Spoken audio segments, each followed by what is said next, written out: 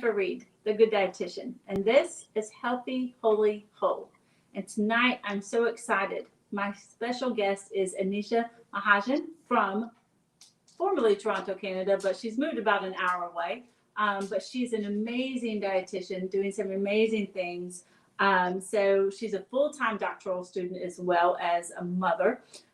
She is at the University of Guelph. I probably mispronounced that. Sorry, Anisha. So she does coverage for 2 hospital networks in Ontario, Canada. She's completed her master's in public health and then Nutrition and Dietetics from Dalla, Lana School of Public Health of the University of Toronto. Her undergraduate degree from Ryerson University in Toronto in Nutrition and Food.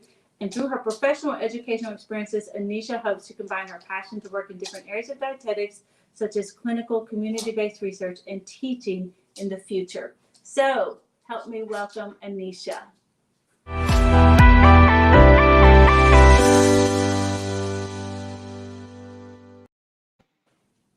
Thank you so much for having me, Jennifer. It's so nice to be here. And I'm so excited to see you again. And what I want my audience to understand is what makes Anisha and I so special is Anisha and I has met one time in person.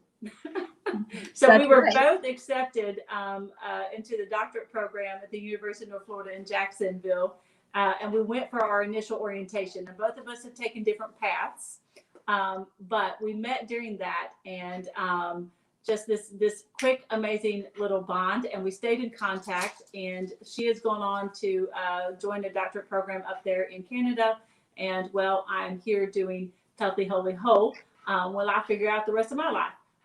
But I love talking with Anisha and her experiences, and I think it's always a great idea also to get these other experiences from other places and see what is happening around the world. It takes us out of our own little space and gives us a different perspective. And so I just want to open up with just a little bit of background on you. Just tell us about you, your family, and I noticed from pictures on your Facebook page, just this lovely, culture with your family, and the beauty. And so, just give us a little bit about Anisha. Oh, that's so nice. Thank you so much for having me here, Jennifer. Yeah, it's just funny how, you just meet the person once and then you just have this like really nice friend for life. So it's a pleasure being here. So a little bit about myself. So I am currently a full-time doctoral student at University of Guelph, and it's located about 1 hour, 1.5 hours away from Toronto, Canada, Toronto, Ontario, Canada. I am right now in my second year and preparing for a lot that's coming ahead. It's a lot of like statistics courses, writing publications, presenting in conferences, looking for writing up grants. So lots of great exposure. I'm learning so much every day. I have some really, really, really excellent supervisors who are guiding me and putting up with my questions. So I really appreciate it. They're so patient and kind. In terms of how I got here, before that, I'd completed my Master's of Public Health at Dalla, as you had mentioned, in Toronto. I went to University of Toronto for that degree, and I learned a great deal. I was doing a lot of clinical work as a registered dietitian before that. So for now, I've been a registered dietitian for about 10 years, and I've been practicing in Toronto. I'm also currently working both in rehab, and I'm doing acute care as well. So it's been a mishmash of everything, which I like. And the reason I decided to kind of choose the path that I did, undergrad, dietetic, internship, master's in public health, and then pursuing a PhD. it's just that I'm looking for like a variety. I want to also see, where dietetics can really take me. So I've learned so much along the way. I've loved it. I've loved every bit of it. I've gotten so many more opportunities as I've gone along, and with everything I've just learned. So in terms of culture, yeah, like I came to Canada about 20 years ago, I think. I came in 1999, so that is 21 years ago, right? I'm like losing my mind. You look So it's been about, fabulous for your age. You look fabulous for your age. yeah, and I'm probably giving my age away. So 21 years ago, I came from Delhi, India, to Toronto to study, and was born and raised in India. I came by myself as an international student. My aunt lives here. She took me in. Since then it's just been going like full speed. I learned so much in my undergrad degree, but I really feel that after I graduated, I was finally able to get a work permit so I could work in dietetics. And before that, because I was an international student, I wasn't able to get as much exposure in the hospitals or other places, right? So I finally kind of fell in love with dietetics after I finished my undergraduate degree because of that exposure.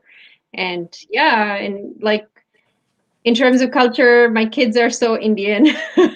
They go back to India every year. That's Um, wonderful. and so, got a bit of home in us here, living far away from home. And But I think that's wonderful. I think that's beautiful. I have quite a mix, even here in Memphis, Tennessee, of my patients, and I have quite a few from India and quite a few from Africa and, different Hispanic countries. And I love that. I love learning from it. I think the most important thing as dietitians that we also bring to other cultures is I don't want you to stop having those foods that are cultural to you. You right, might have to portion it a little bit. But I think that's something that we can do and that we can bring to the table because so often, as patients with diabetes, the only thing the doctor ever says is, "We'll just cut out these foods and you'll be fine." Okay, but what if those foods are cultural? right. Do we just tell them to stop eating them? So yeah, it's such a good question, Jen. I definitely feel that we can't really we have to work with the patients or clients' cultural food preferences, Yes. accessibility, like food access, and also whatever resources they're living within. I think that's what makes dietitians so unique that we are seeing that and we're kind of putting ourselves in the patient's footsteps as opposed to kind of going in and just pretty much saying, you can eat this, but you can't eat this. Yes. Whenever I go to see my patients, the first thing I tell them, I'm not the food police. Okay, Yes. I'm a regular human being. I Yes. totally understand. In terms of the culture, like South Asians, it's a very I don't know. It's definitely very important to them in terms of Mm. food, right? Like our lives revolve around food. Our culture, our festivals revolve around food. So once having getting a big diagnosis can like even like diabetes or heart disease can be so earth shattering Yes. that. And once they go in for more education, they're being told not to eat some of their cultural foods. That's a little hard, if you put yourself in their shoes. So Yeah. um certainly like I think that's what made I don't know. I've worked with some really excellent dietitians like yourself, and I certainly feel the same way that we need to kind of work with the people, Yeah. not come in there and say, cut this off, cut this off, cut this off. Yeah. My All husband right. and I recently got to, we spent just a day in New Orleans, Louisiana. So I know, Oh, and we were on Bourbon Street, of course. Now most everything was shut down, so it was, we practiced safety. But we did go into the Hard Rock Cafe because my husband collects their glasses. So we're in there, we're talking to this guy, and I just start talking to the young man who's, working there in the little store or whatever. And I don't know how we get on diabetes, what we do. He's like, oh, my mom has diabetes. You start talking, and then somehow we went to Popeyes. Popeyes chicken is a chain here in the States that originated from Brazil, if you're familiar. Okay. And he was so happy when I told him that the small portion of bread, beans, and rice was perfectly fine portion for my patients with diabetes. He's like, you just made my day. Oh my God. Made him so happy. It's like my mom was going to be so happy. And I'm like, yes, you can still eat that. That small portion is still perfectly fine on those carbohydrates. And I'm like, it's just that almost all of my patients, when they walk out, they're like, wow, I feel better. Absolutely, like, right? Course, because dietitians are the only people that don't say no. Yeah. We don't take away. Well, we're here to give tools and support and help, and not, a role is not to shame about somebody's food, right? Like, exactly. This is like, I feel like this is my purpose. Like, that's why I'm here. I'm here to support my patients. Quite often when I go into my patients' rooms or, for counseling, the first thing they'll say, okay, tell me what I can't eat. And I pretty much have to stop them and say, I'm not here because of that. I'm here to help you and support you and meet your goals. yes, exactly. I love that because my patients sit down and they say something very similar, and I'm like, well, to be honest, you're going to be very happy because there's really nothing, scientifically speaking, you cannot eat. Now, we're going to talk about some portions. Yes, some balance, exactly. But there's nothing you cannot eat. And they're like, really? I'm like, yes, really. Because in the States, you and I actually, I guess it was last year, you sent me some, you'd gone to a conference or something there, and you'd sent me some of the PowerPoints, and it was really just talking, even in Canada. So I think Canada and America are probably the two biggest when it comes to the medical community, sort of supporters of low carb, high protein. And but the reality is, when I was doing my research for my presentation with the conference, it's like, okay, but really none of that is, at the end of the day, proven. Yeah. So it all has come out to the wash. Okay. So even the guy the doctor who sort of started promoting the intermittent fasting thing, he's like, hey, this is really good. It's working for me. Let's do a study. Okay. So he just published his study, and he's like, my study showed that it didn't have those results. So he quit intermittent fasting. Yes. He stopped doing it. So we know that any diet can promote weight loss initially. I mean, you can eat a Snickers candy bar for every meal every day and lose weight because you're actually, if that's all you ate, you're promoting a calorie deficit. Of course. All diets can work. And I think part of the problem is because we don't have those licensed, registered dietitians that are really at the front of promoting good, healthy eating habits. So you got all these diet gurus, that are, likened to, the snake oil salesman of, the West. But they've got the louder voice, but it's like a $66 billion a year repeat customer business. Exactly. It's a multi-billion-dollar industry when it comes to weight loss. And of course, like, the louder voices will be out there too, right? They're trying to promote sales, and money is always often the bottom line. So certainly, like, in these kind of cases, like, I really push my clients to kind of do more investigation. In terms of, if they are looking into intermittent fasting or low carb, high protein, of course, this is everybody's choice. We all have a choice to kind of decide where dietitians, so we call them registered dietitians here. I think our terminology is a little different, right? Dietitians here, but yes, we're we're registered registered. dietitians, licensed nutritionists, but yeah, we're Exactly. registered dietitians as well. Yeah, so certainly, like, we do come in and we will provide all the nutrition evidence. I mean, certainly dietitians are the experts in nutrition. We've studied this, we've gone to school for it, we've gone through rigorous, dietetic internships. Like, they are so competitive here, Oh, Jennifer. they Like, are I here too. can't, right?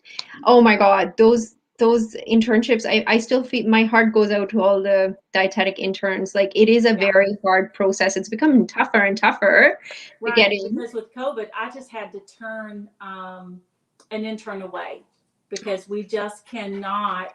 I can't be a preceptor right now because with COVID, we're not really accepting outsiders in.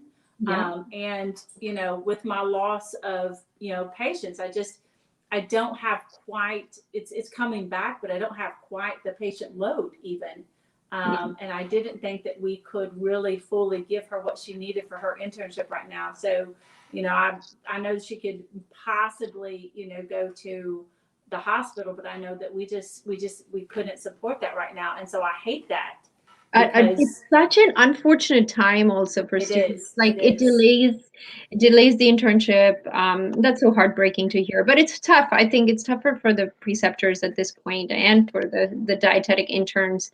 So certainly, like, I feel like this process has become tougher and tougher, and there's also a push over here to kind of for dietitians to, I mean, as we are going along, when we're comparing to, speech language pathologists or physiotherapists or occupational therapists. Everybody has, all these professions have their master's degree. And here we can get, like, we can do our undergrad degree and then get into a dietetic internship and become a dietitian. Or we can also go through the master's route, Yes. right? There's multiple routes. But certainly there's more and more push. It seems like there's more and more push becoming towards, like, doing the master's route as well, Yeah. to consider it.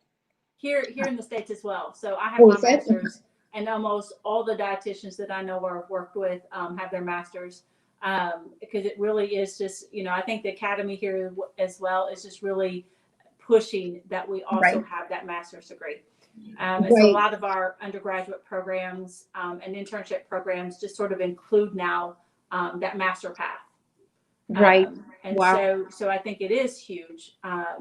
And, I think we were talking before in the intermission about licensing. And so I don't know how it works there, but here, you know, you can take an online course and call yourself a nutritionist. Oh no, it's the same And here. now It is still a pet peeve of mine. I'm like, no, that's not okay.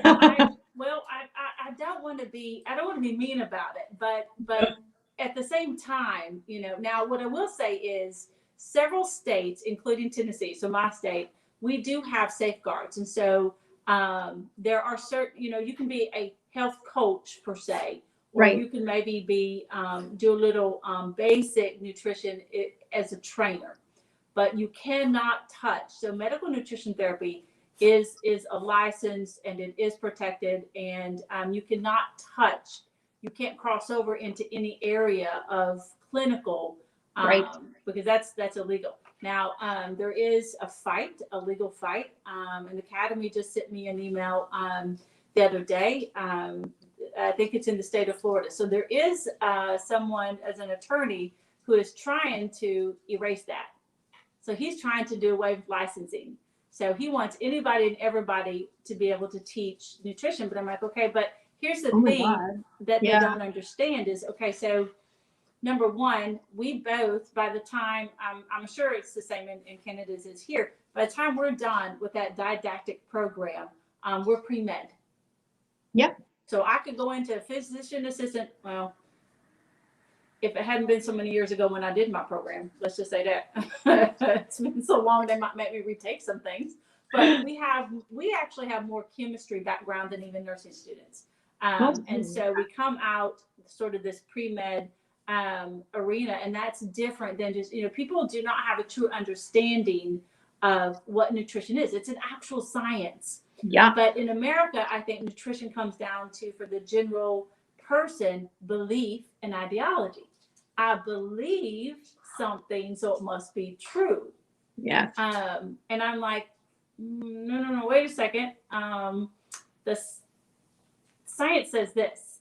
Okay, Right. so we sort of have to follow. So as dietitians, we're promoting evidence-based, as you said earlier. It's evidence-based. So Yeah. just like the doctor who did the intermittent fasting study and realized, it's like, okay, so people need not follow anecdotal studies, and that's sort of the problem in America. Is so much of our studies, and I quoted you something from I found this research from my presentation, and I found it absolutely fascinating. This Dr. Patel, he's assistant professor at the Department of Biomedical Informatics at Harvard Medical School. And he said, looking at, like, they pulled out 1 million studies, and he was like, out of 1 million nutrition science studies, maybe a few hundred are long enough, large enough, and good enough to actually base any kind of claims on. Yet Right. every day there's a new study. And if the average person, so I had a conversation with a friend of mine recently about, sugar addiction or corn syrup addiction. I'm like, well, that's actually not been proven. Oh, but it has, hasn't it? They've done the study. Yeah, they did the study.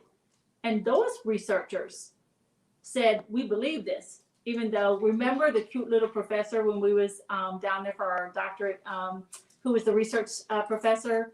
I'm embarrassed I can't remember her name, but she said in that when we were with her that one day, that no study can we say A equals B. Right. So the researcher might still feel at the end of the study he still believes it. Right. Yep. But it doesn't make it so. But the average person might not understand that. And so I showed her, I was like, okay, so yeah, the study's been done, but there was other studies that did it and looked at it and said, okay, well, we don't really see that, because that particular study that pinpointed to possible addiction was done on mice. And well, what happens in mice doesn't always transfer over into human beings. Right. But no human being wants to sign up to be a rat. So therein lies Well some of the put. problem with nutrition science studies is they're not Right. controlled. They're observational, they're sort of correlational. So like that's kind of like saying out of 1,000 bald men, they all drink Coke, so they must all be bald because they drink Coke. Well, no, that's not how that works either. But that's what we Right. have in the States. Even in Yeah. the medical community, that's what we see. Is we see a lot of ideology and belief in our studies, and because there's no regulation on those kind of diets and those kinds of things, and anyone can call themselves a nutritionist. I think that's where we get confusion. So we Right. have bad studies. We have anybody can sort of put a diet out there and say, hey, look at me and look at this, you should do this. And so the general public, it's all this confusing information. Yeah. And I'm having to peel back those layers of years of bad information Yeah. to try to help them just be better with their diabetes. There's just always so much unpacking to do, Jen. Jen, I'm going to come back to your point about training. And, it just breaks my heart to kind of hear that, like, how much work that registered dietitians are doing to kind of get more and more education. And then as opposed to like, anybody can take one nutrition course and can allow them, can call themselves a nutritionist. And I totally understand the reasoning probably behind it. Yeah. But we go through a lot of training, a lot of years of experience, a lot of patient care. And it's not only like one area, we go into Right. multiple areas. So right now in my acute care position, I'm pretty much thrown into anything and everything, and I love it. I love it. So I'm like, bring it on. So it is oncology. It is not ICU yet. I'm gonna get there someday, but I have to prove myself first. Yeah. So oncology, general medicine, diabetes. I'm a diabetes educator as well over here. Me as well. Along with that, medicine, general surgery floors. So it's in rehab. They've just like I love it because I get thrown into anything, and I want to be able to kind of handle it. And I am handling it so Good far. for you. So Good for far, my you. Good clinical for you. judgment is helping. Got lots of Well, support from my colleagues, which is yes, just always phenomenal, right? That's always God sent. Um, yes, but yeah, like, and I think the reason, I think also with the PhD, what's really helping is that I'm able to kind of look at research differently. I'm able to understand the reasoning behind why certain research studies are done a certain way. And, there are always going to be limitations. There's always going to be limitations because we cannot create a perfect research study. If there's a perfect research study with perfect funding, I'd love to read it. yes, yes.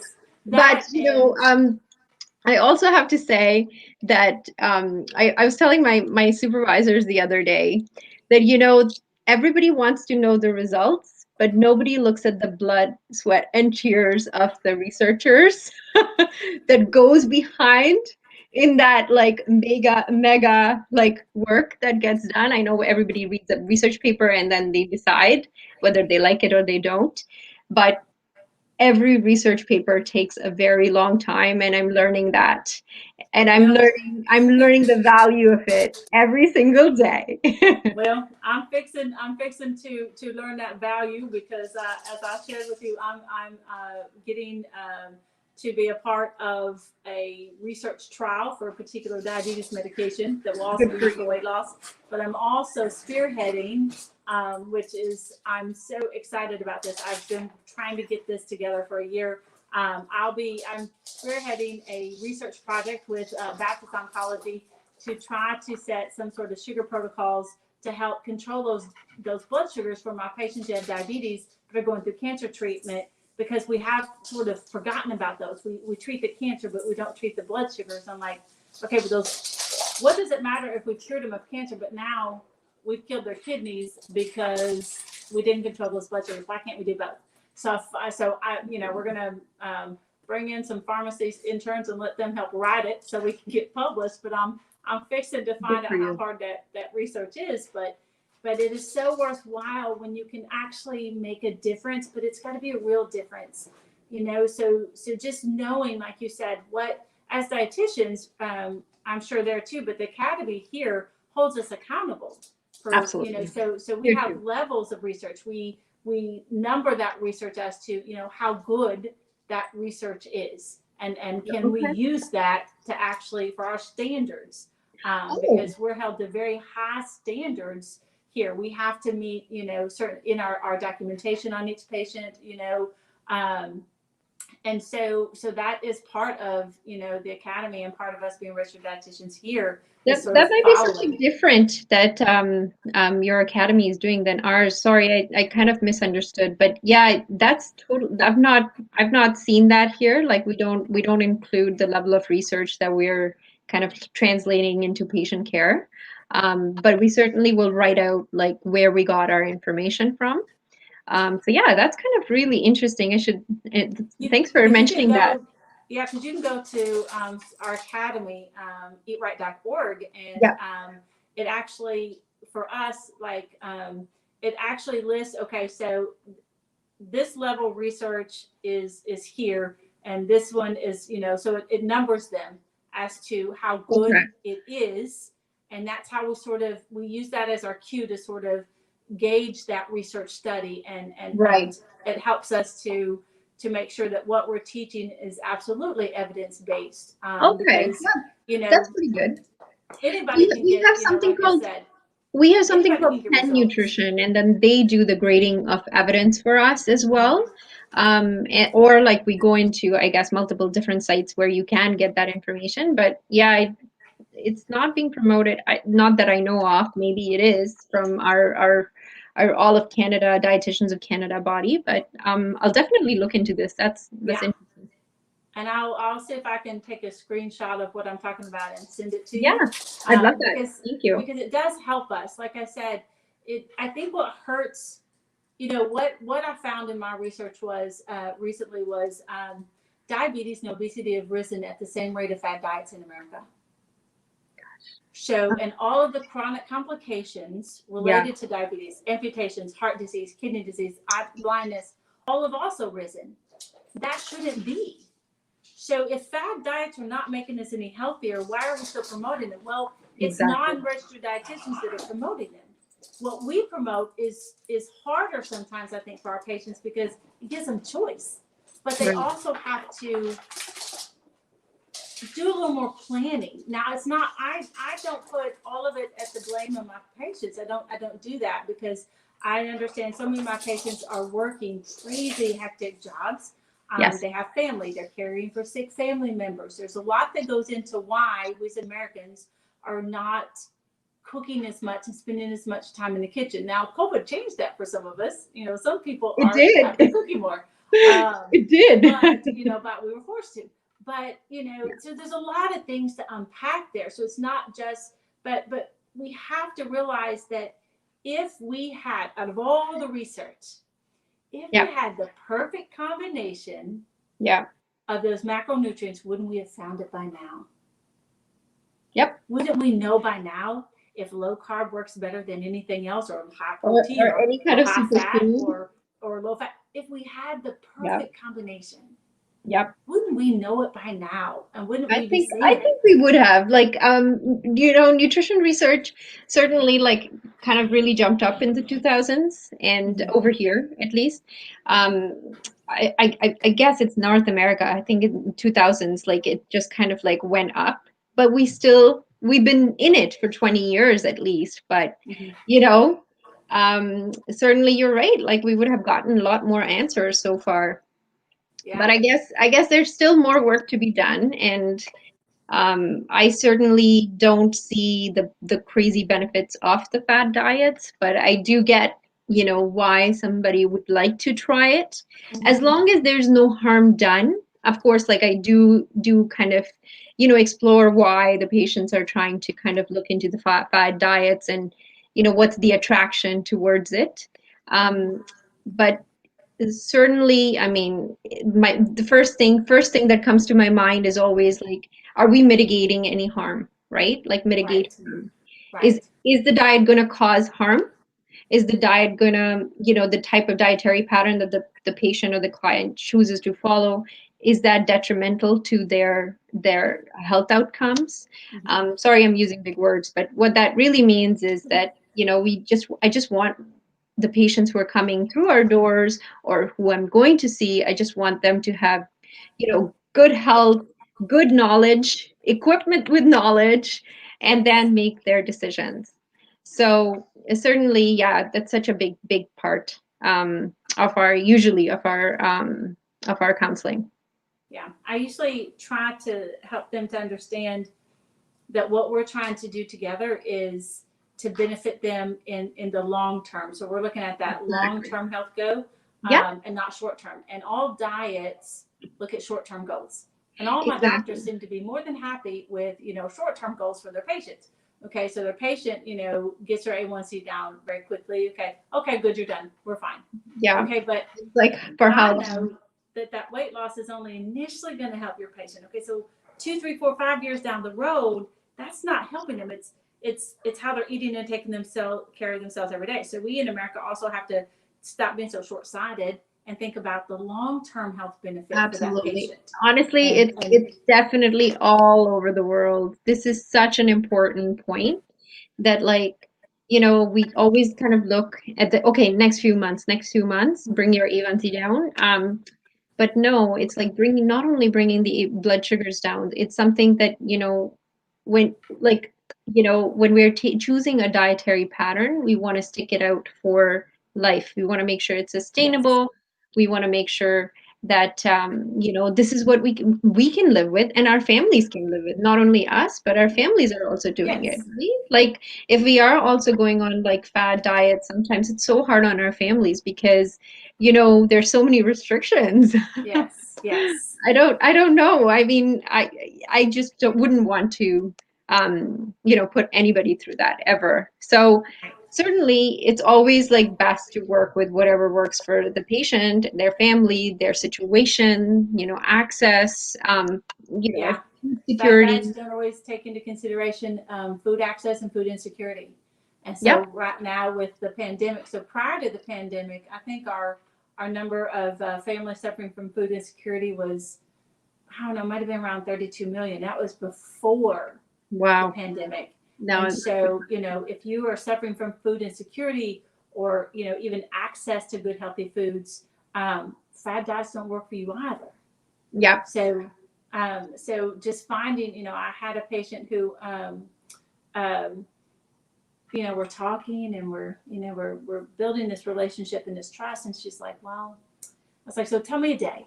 Give me an idea of what sort of a typical day as far as eating and drinking habits. What does that look like for you? And she's like, honestly, sometimes I only have $1 for lunch and all I can afford is the macaroni and cheese in the cafeteria. I was like, okay, we can work with that. You know, so to make her feel better and make her feel empowered and not make her feel bad because she's eating macaroni and cheese. Yep. Yeah, And absolutely. We're here to empower people. Yes. And the other thing I did was I collaborated with the Mid-South Food Bank. There's one of my kids. And I was able to provide 2 boxes of food for all my patients who who were on Medicaid, Medicare, or self-pay. So if they were suffering from any kind of food insecurity, I had 2 boxes of food I could give them. Oh, wow. And I did that for 2 years. And yeah, wow. And that was kind of huge. And that was always a great feeling. I was able to give that young lady 2 boxes of food. That's amazing. See, that those are really good stories to hear. Here, when it comes to, you know, income, there's sometimes like a dead end, where we're just like struggling to kind of get more resources, right? So we have something called a special diet allowance form, which can be kind of completed by the dietitians here, or registered dietitians, or from doctors, by doctors. It's just to give at least like a small amount of money that the patients can get. You know, if they're living with specific conditions like hypertension, dyslipidemia, and it's also on disability specifically. So, you know, you have to be so resourceful, and to, of course, like over here also, there's a whole body of research which looks at food insecurity, and they have pretty much concluded that higher food insecurity leads to more hospitalizations, Yes. leads to, you know, more chronic disease. And unfortunately, it's such a vicious cycle. We're really trying hard to counsel patients in like such an environment. And now with COVID, that just amplifies everything, right? Yes. Like, people are isolated, mental health is also on the rise, concerns are also on the rise. So certain depression and that eating. Yeah, like, that comfort I eating. mean, there's just, this is just bringing a whole new, I don't know, it's opening a whole big can of worms, right? Like, so, I guess like we're definitely headed, to helping our patients more, but certainly, like, I guess, you know, this would be the only way to go for now. Is just like keep trying, Yes. and hoping for the best, that there are more resources available for everybody. Yeah, I agree. I'm just, you know, food insecurity and hunger is huge for me. That it's got a special place in my heart. And that's why, you know, I'm so passionate about, you know, helping everyone out, you know, and making sure everyone gets their best health. And so if anyone that has any kind of control over Trader Joe's is listening to this podcast, call me, because we have a Trader Joe's right next to my work. So I can walk up to Trader Joe's and I can get inexpensive, healthy food. Wow, but Trader Joe's is right there by me, though, in a nicer area of, you know, the big city here, Germantown. It's not in those neighborhoods where people are experiencing that food insecurity, or they're experiencing, like you said, those less healthy foods. And we, you know, the ADA here did a study on it as well, as far as food insecurity and how that affects the diabetes population. Okay, well, the foods that are more economical for them are going to be those those highly processed carbohydrates that are high in sodium, Exactly. high in fat. Ultra processed foods. Yes. And so, but that's what they can afford. That's what they have access to. But if we could get Trader Joe's into these neighborhoods and actually have dietitians working for Trader Joe's to help walk people through that store. Wow. Help them to figure out, okay, so how, because I went there and I showed my patients, I took pictures and I bought a week's worth of meals and they were fairly convenient. So some of the stuff was frozen and some of the stuff was, something that was fresh in there. Like they have chicken breast. All I gotta do is pop in the microwave. It's already flavored and everything. So I showed how to put together a week's worth of meals for under $100. Good for you. And I That's counted so up good. the calories, counted up the carbs, counted up the fats, and I was like, okay, so this is doable. This is as inexpensive as going through the drive-through, but it's going to be healthier and it's going to be better. But again, we only have one Trader Joe's in this entire big city. Oh my goodness. So we've got to get those stores and those options for people in those areas that have some of those higher rates of those chronic complications like dyslipidemia, heart disease, diabetes, all of those issues that they're suffering, hypertension, and get them that access, but have that registered dietitian available. I feel like in America, if when we started the food stamp program, if we would have had registered dietitians on staff at that time to help show people how to use those food stamps, how to make those food dollars go farther and last longer, then we would have healthier families. Because they just, because now I understand they get into a cycle as well. And, because I worked with those families when I was in Nebraska, and I worked a special year-long grant with the University of Nebraska. We were to go into the homes of those who were on their welfare program. And we actually, my group, we actually won an award that year because we would go into their homes and whatever it was, whether it was food, or, even just sort of basic parenting skills and things like that, what kept them on welfare? Okay, so their mindset is, I'm now getting this lump sum of money for groceries here. Okay, well, you get in a cycle of, because you don't necessarily think long term, because when you're in that situation, you're just thinking maybe sometimes about tomorrow. Am I going to have money tomorrow? Am I going to have gas tomorrow? Am I going to have electricity tomorrow? So you get in that mindset, and so you get this lump sum of money for groceries, and you and your children, you're excited, and you go and you get all this stuff, and before you know it, before the end of the month comes, you've ran out of money for food. And so it then starts a cycle, and you don't know how to, because, so you get that new lump sum of money, and it just starts all over again. That's what the research says, right? The priorities the money goes to the priorities of the family. And typically that's rent, typically that's electricity, and then how much money will be left over for food. Yeah, exactly. So certainly there's a big push for basic income over here. I don't know about US, but a guaranteed basic income was also pre-COVID that was being discussed. There were pilots that were happening over here as well. And so certainly that is another solution that is being looked at. I know that I know that topic has come up, and I know that there are some cities as well. I think here in the States, I think California might have some cities. I think there are some places that are trying it. Yeah. But again, I feel like if we don't provide that education, it's not going to help. Yeah. Yeah. We have to help them, and I don't blame them. We just assume that because it's 2020, that everyone should know that this particular food is not good for them, and this, But again, for me, I tell my patients, food is cultural, it's social, it's spiritual, it's a lot of things to us, and that doesn't make it bad. Yeah. But so you have, it's geographical. So you have people in the South, like here, who grew up eating certain foods. It's cultural, but it's also geographical. And so we have to find a way to sort of help them. Okay, I don't want to take those things away necessarily, but how can we have those things a little healthier?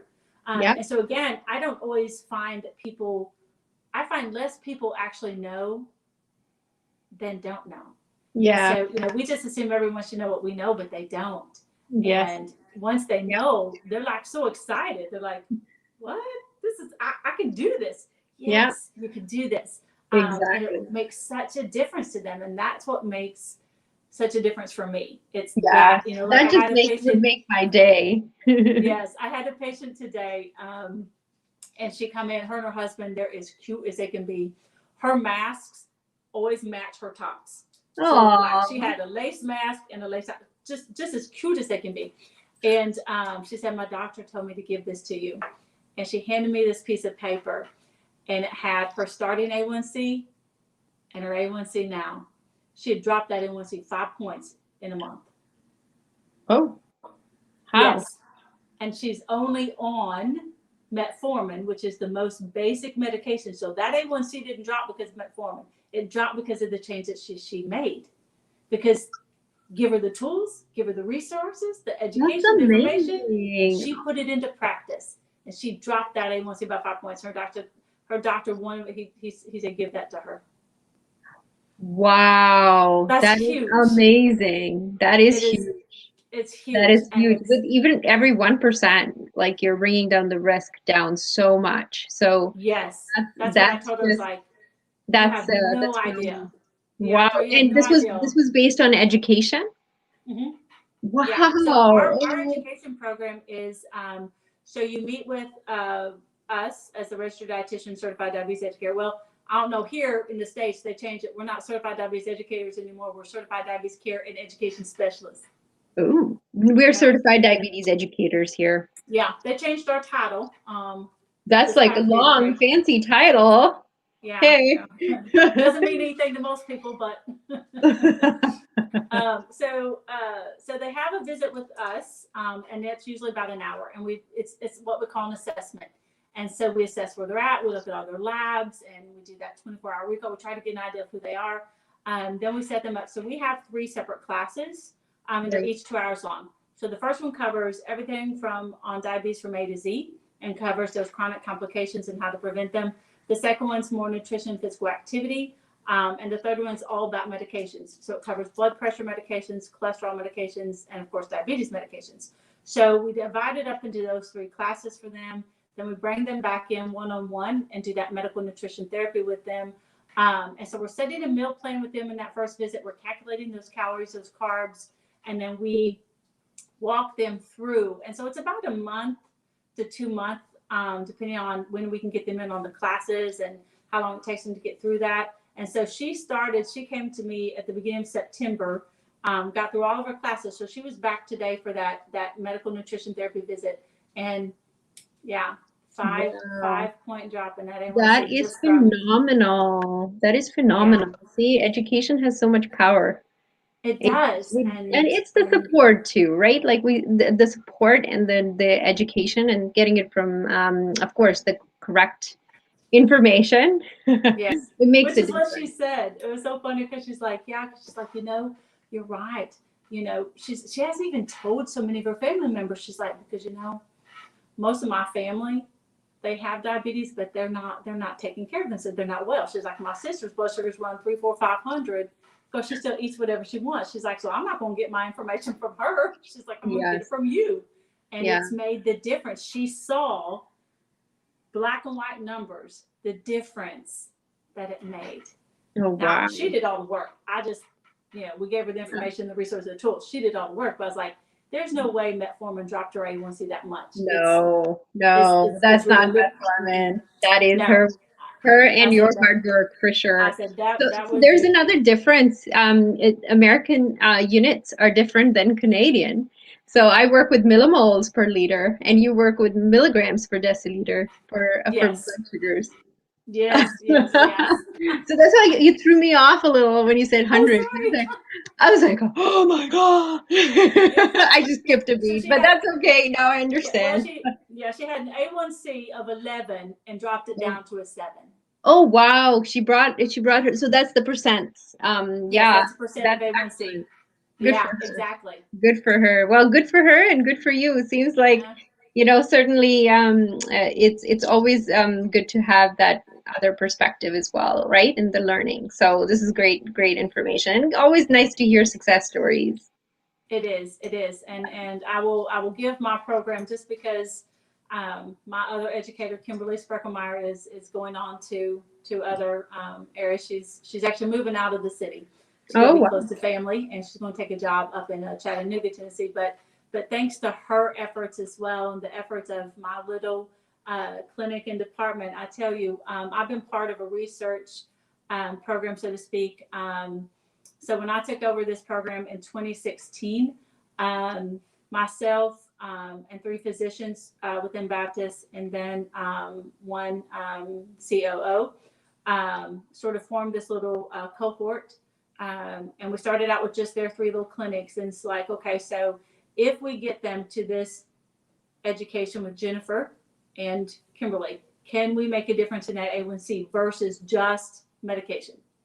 So Right. 4 years later, we've been able to prove that if a patient comes through our program, has the greatest drop in A1C than if they don't, or they've actually been keeping track of whether or not they come to our program or go somewhere else in town. And we have a 1.7 advantage over any other program in town as far as drop in A1C.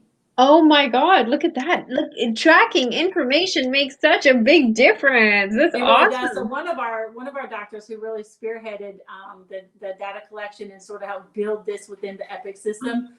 Oh, that is He so actually got good. so I got accepted to speak at the Diabetes Educator Conference. He got accepted to speak at the national sort of worldwide EPIC That's conference, amazing. which also did not happen. But we, just because of what we've been able to pull together and do, and it's incredible what good stuff we can do.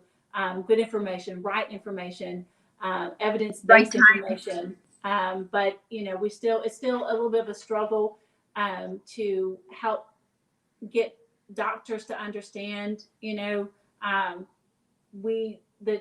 data has gone out to all, they know, but there's still just a little bit of, I don't want anybody telling me how to treat my patient or how to take care of my patient. I'm like, well, I don't want to tell you, but then just do your job.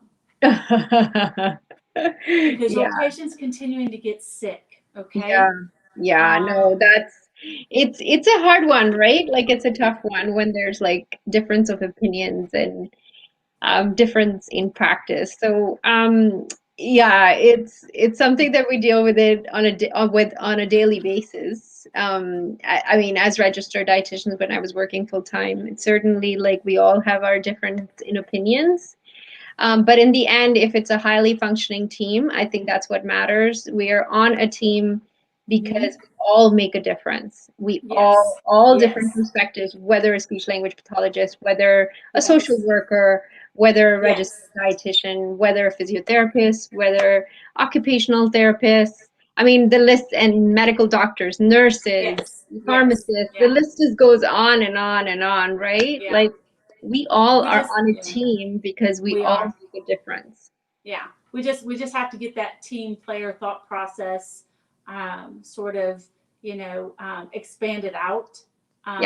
We just really need to get that thought process, and it's really about the holistic approach to the patient, and that patient's not just a person with diabetes, they're a person from head to toe. And so, there's a whole lot of nutrition that goes on there. We can't just focus on those blood sugars. We can't just focus on, this cholesterol. We have to focus on the whole entire person, the whole entire body, and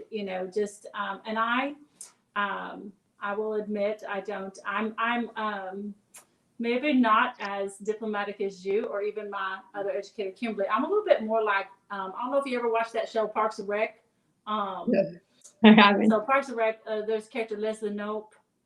Look her up. Yeah, I'm probably a little bit more like her. And it's really hard for me to always be politically. My boss has even told me, like, I need you to be nice about us. I'm not trying to be mean. Baptist has given me a wonderful ability to spend my job. I have so much time to spend with my patients, and I can bring faith-based counseling in. They're so they're so supportive of diabetes. It's wonderful. But for me, okay, black is white. There's sometimes no gray area for me. And, you know, when you're talking politics, when you're talking egos, when you're talking these other things, okay, well, obviously there is. But, you know, for me, my husband's like, you know, when you're wrong, you're extremely humble. But when you're right, he's like, you're kind of mean. Your husband knows you well. Oh my God. I was like, I don't know.